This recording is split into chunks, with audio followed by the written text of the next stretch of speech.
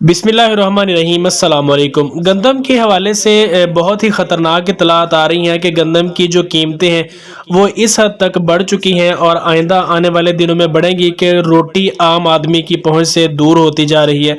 आपको बताते चलें कि इस दफ़ा पंजाब हुकूमत ने गंदम की आमदादी कीमत 3000 रुपये मन मुकर्रर की है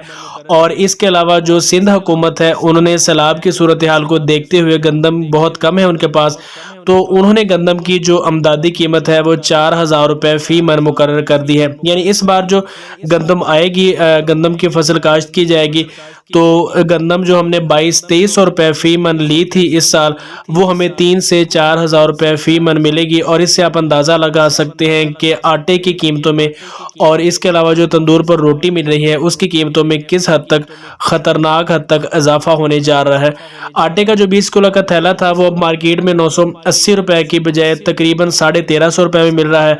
और गंदम जो ओपन मार्केट में बिक रही है वो 1760 रुपये की बजाय अब 2300 रुपये में बिकने लगी है। यानी 535 रुपये फ़ी मन गंदम के में जो है फ़ी मन के हिसाब से इजाफा कर दिया गया है। महंगाई पहले ही बहुत ज़्यादा है, लेकिन अब गंदम की कीमतों में जो इस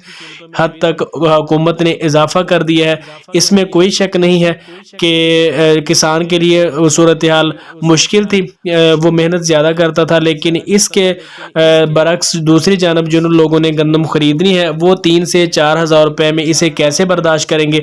ज़ाहिर सी बात है कि लोगों ने पूरा साल ये गंदम इस्तेमाल करनी है और गंदम एक ऐसी चीज़ है जो हर घर की ज़रूरत है और इसके अलावा किसी का भी गुजारा मुमकिन नहीं है और उसकी कीमत भी इस साल 3 से 4000 रुपये फ़ी मन हुकूमत ने मुकर्रर कर दी है। और इसके क्या असरात होंगे ये आप बखूबी जानते हैं। लोगों के पास पहले ही पैसा नहीं है, कारोबार ख़त्म हो चुके हैं और उसके बाद गंदम की कीमतों में इस हद तक ख़तरनाक इजाफा जो किया जा रहा है वो आम आदमी के लिए बहुत ही नुकसानदेह साबित हो सकता है।